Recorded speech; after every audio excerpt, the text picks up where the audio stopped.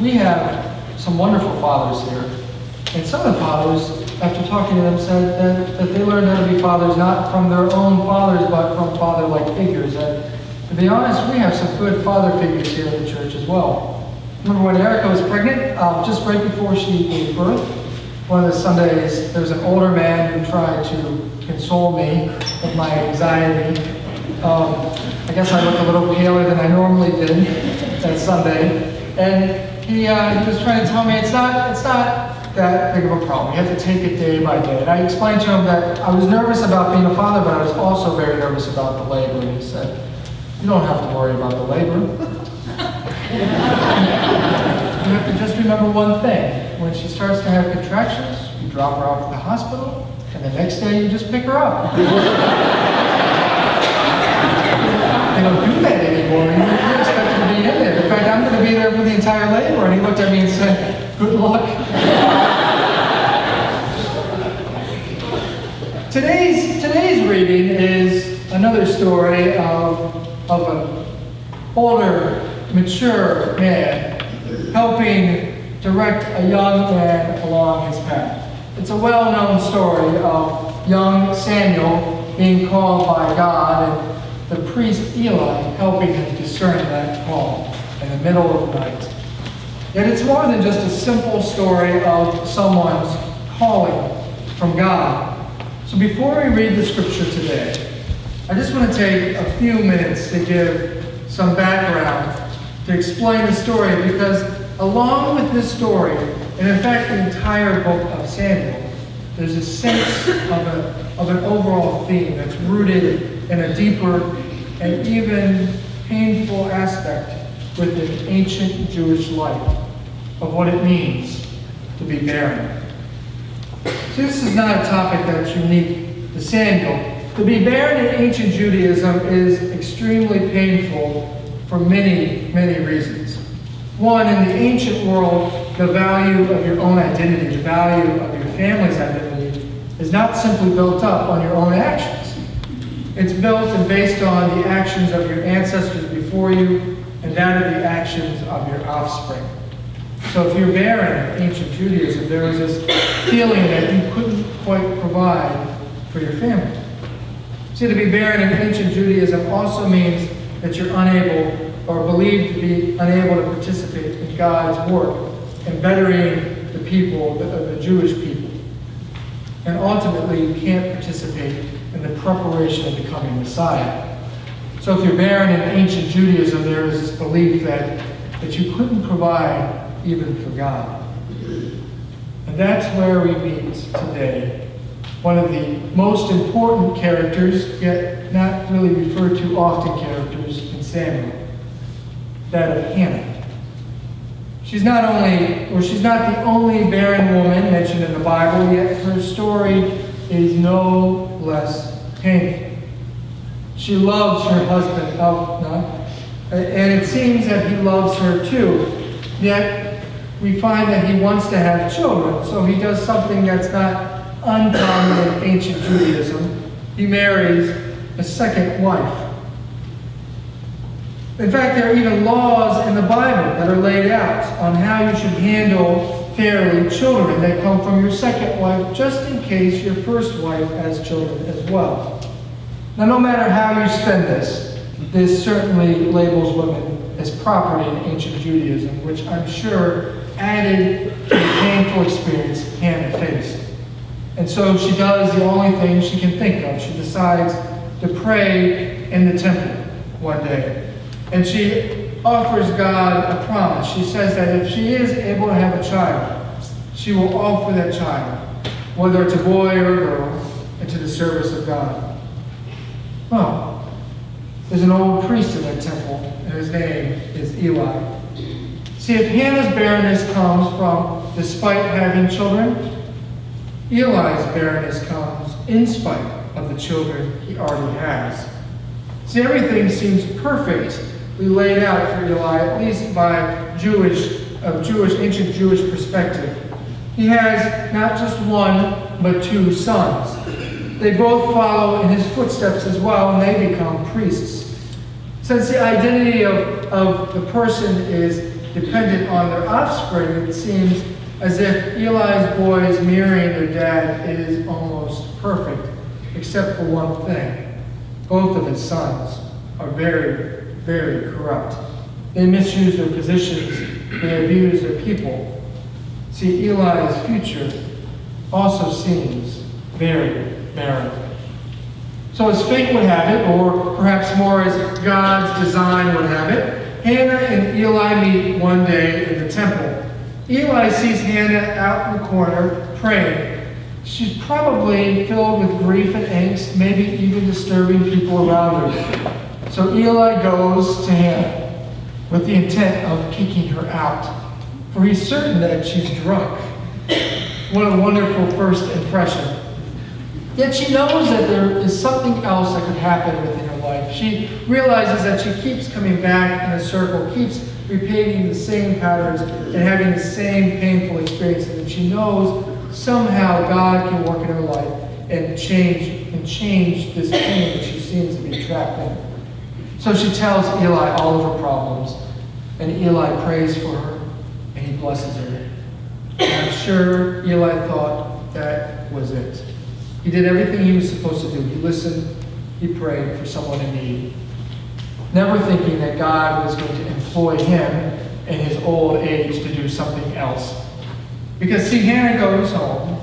She winds up getting pregnant, and roughly at the age of 2 or 3, her son, Samuel, is given over to the temple by the mother, by Hannah, because she's fulfilling the promise that she's given. She hands over her son, Samuel, to the temple for God's service. And he's raised by that priest, Eli. See, it's important before reading because already we see that for Hannah and for Eli, both of these barren situations that they find themselves in do not actually make them valueless in the eyes of God. In fact, God uses these barren situations to direct them into a new stage of life. Plus, it's also a little nice to know how Eli, who at this age and stage of the game probably wants to retire somewhere like Saratoga Springs and golf for the rest of his days, winds up running this daycare in the temple for this young boy, Samuel. So turn with me for a second in your Bibles to 1 Samuel 3 as we look at where this story begins. The boy Samuel ministered before the Lord under Eli. In those days, the words of the Lord was rare. There were not many visions. One night, Eli, whose eyes were becoming so weak that he could barely see, was lying down in his usual place. The lamp of God had not yet gone out. And Samuel was lying in the house of the Lord, where the ark of God was located. Then the Lord called out to Samuel. And Samuel said, "Here I am." And he ran to Eli and said, "Here I am, you called for me." And Eli said, "I did not call for you. Go back to bed. Go back and lie down." So away he went, and he lay back down. And again the Lord called out, "Samuel." And Samuel got up, went to Eli and ran, "Here I am, you called for me." "My son," Eli said, "I did not call. Go back and lay down." Now Samuel did not know the Lord. The word of the Lord had not yet been revealed to him. And the third time the Lord called out, "Samuel." And Samuel got up. He went to Eli and said, "Here I am, you called for me." At this point, Eli realized that the Lord must be calling the boy. So Eli told Samuel, "Go and lie down. And if you hear the call again, say, 'Speak, Lord, for your servant is listening.'" So Samuel went back and laid down in his place. And the Lord stood there, calling as the other times, "Samuel, Samuel." And then Samuel said, "Speak, for your servant is listening." Now this weekend we are celebrating some very talented high school graduates. Now you should be proud of them. I mean, after all, many of us might see our hope in the future for them. I mean, look at the world that they grew up in. I mean, perhaps unlike any other graduating class from high school, this class is perhaps one of the most comfortable, at least technologically. And think about it for a moment. There has not been a day that these boys and girls, men and women, have been alive that it has not been easy to access the internet. There hasn't been a day where they couldn't go online and download music, perhaps illegally. They've never known a day when the Amazon was simply a river in South America. They live in a very different world. Our graduates have never known a Russia without juries, or a Russia where the official political party was the Communist Party. The people of Ho Chi Minh City have always been able to go out and easily buy a Pepsi at the store. Women have always been able to serve on the Supreme Court and command U.S. naval ships. See, it certainly seems like it's a hopeful group. Just keep in mind, though, a few things. One is these are the kids who 15 years ago were sending their parents out to fight in lines for those Tickle Me Elmo dolls. I don't know if any of you own one. I won't make you raise your hand. If you yell at them not to touch the dial, they have no idea what you're talking about.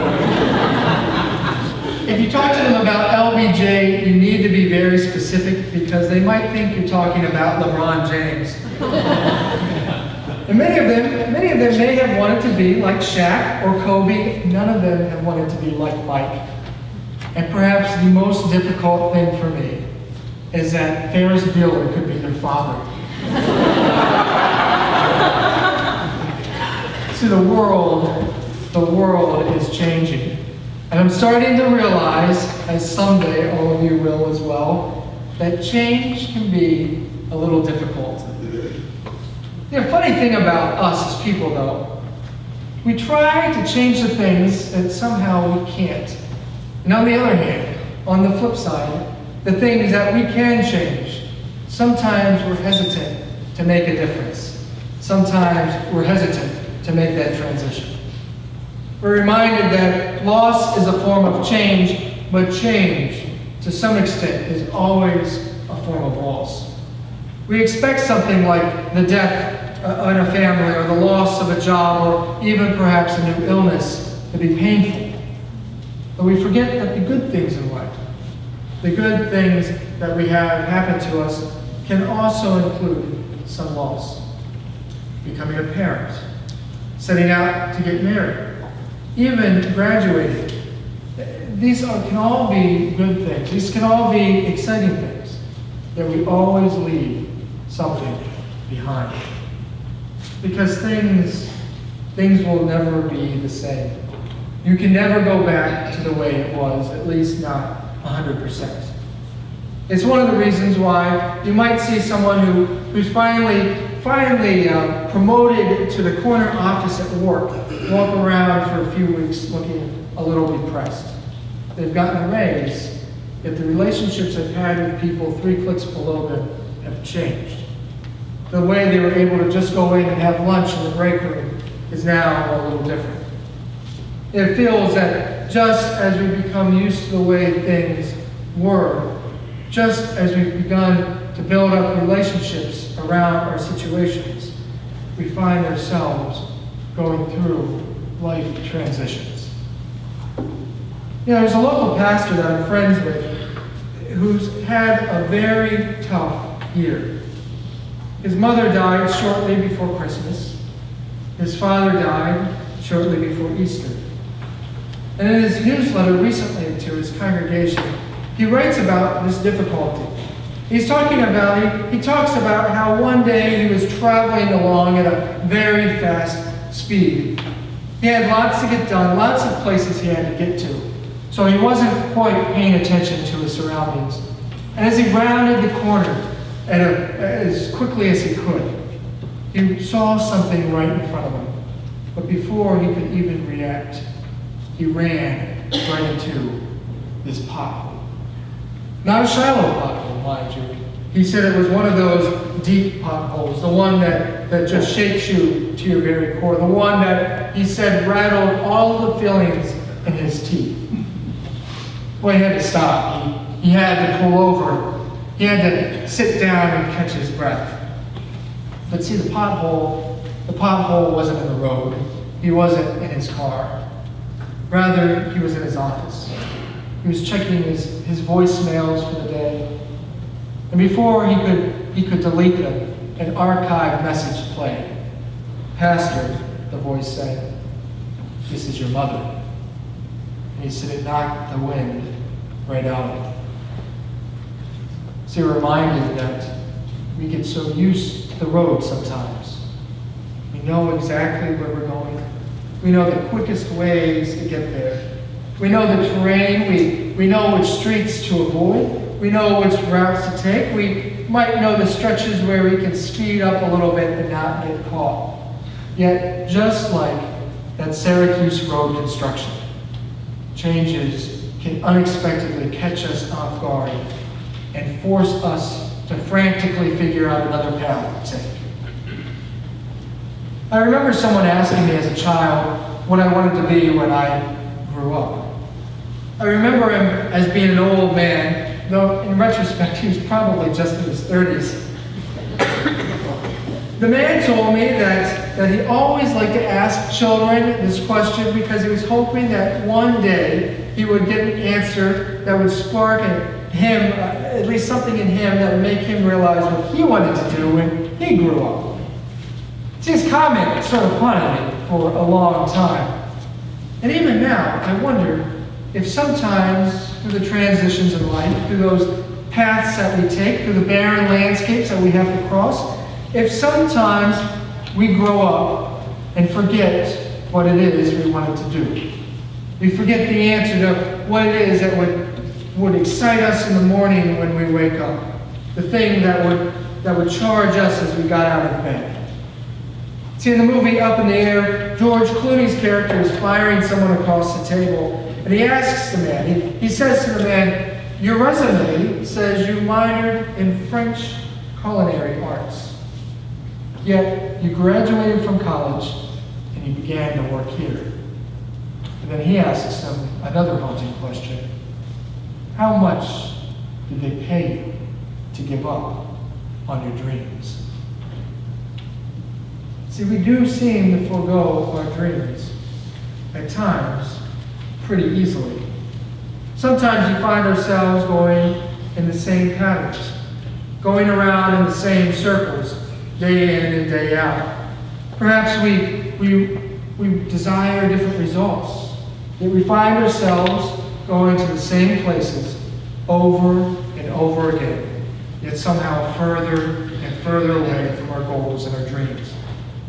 The good news here, though, is that this seems to happen for a lot of people throughout the Bible. And yet somehow, for some reason, it seems that God is more concerned about our calling at times than even we are. When we forget our dreams, it seems that God is willing to remind us once again. So I think Samuel would have continued going to Eli again and again in the middle of the night if Eli hadn't realized that it was the voice of God calling to Samuel. I think Samuel would have just kept on going night after night. See, computer programmers call this the infinite loop. Right? This is when a program loops endlessly because the conditions the programmer has set in place haven't been met. You may have experienced this. This may have been the cause sometimes of when your computer freezes up. It can't do anything because, well, it's simply stuck. See, Samuel keeps going in to see if Eli is calling him in the middle of the night. It's an interesting story because not only is Samuel living in the temple where the Spirit of God is supposed to dwell, Samuel is sleeping by the Ark of the Covenant. This is, for all intents and purposes, this box is the throne seat for God. It includes the words of God inscribed on the commandments that were handed down to Moses on Mount Sinai. It includes a golden jar filled with manna that was sustained that sustained the Israelites throughout the desert during that Exodus story. Yet somehow, even though Samuel is sleeping next to this symbol and these symbols of God's movements within the world, somehow Samuel is unaware of the movement of God within his own life. See, Eli was undoubtedly pleased to be awoken up in the middle of the night. As a new father, I now know the joy that comes with waking up in the middle of the night. So I really do, I wish the Bible would have given us some insight into Eli's mind as Samuel was going in again and again. Am I calling you? Am I calling you? My eyes were shut. I was snoring. Did it sound like I was calling you? Oh, you're back again. Oh, this is nice. When is your mother going to finally pick you up? How many of us can relate to Samuel? We want to figure something out. We want to find some of the answers. We want to move on to the next transition in life smoothly with this sense of purpose and an idea of where we're going. Yet each time we get up, each time we move forward, we sometimes find ourselves in that same old place, or at least wanting to go back at times to that same old place. We can find ourselves stuck in that infinite loop. Maybe we're looking for outcomes that just aren't going to happen. And did Samuel expect Eli to just come out and point out that or admit to calling him in the middle of the night? At times when we find ourselves in situations where we think if we can only work harder, if only we can stay later, then maybe we can get the recognition we deserve from a boss. Or perhaps if we find the right job or the right school to go to, then we can finally find that acknowledgement from a family member. And how many times do we find ourselves going in circles, doing the same things over and over again? Maybe it's time for us to move on. Maybe we need to realize this thing that we realize already in our head. Maybe we need to realize it in our hearts that we just can't change people. Yet can we continue to be around them? Maybe that's the question. Maybe can we continue to be around them even if we're not receiving the feedback, the acknowledgement that we're seeking? Can we continue working at the same place without receiving the benefits that we're looking for? See, sometimes we get stuck, and sometimes it's our call to move forward. Another reason I think we get stuck in our cycles is because, let's face it, society is just comfortable with dragging things out. Routine is comfortable. Usually it's something that worked well once, yet no longer works well within our lives. And think about this for a second. We live in a culture that produces a television show that is funny for 5 seasons, yet isn't canceled until the end of season 7. I mean, this becomes a true spiritual assessment test in our lives. This spiritual assessment test that is that willingness to step out in our next phase in life, with a willingness to say, God, those words that Eli taught Samuel, "Here I am, Lord. I am your servant. You have called me." We're reminded that many people miss their call. It goes unrecognized because we as people are not always the most perceptive. As the old saying goes, many people saw apples fall from a tree, but when Newton saw it, that's when the world was changed. Though as we see here in the story of Samuel and Eli, God does not simply call us once. And it's not as if we can pick up on a call and it's our final job title either. Rather, it's a willingness to trust God's movements, no matter which transitions in life we are moving into next. As Elizabeth Browning writes in her poem, "Earth is crammed with heaven, and every common bush afire with God. And only he who sees it takes off his shoes, and the rest of us just sit around picking blackberries." Well, today is a time to celebrate our graduates. So I'm going to ask our high school graduates to come forward and the youth leaders as well.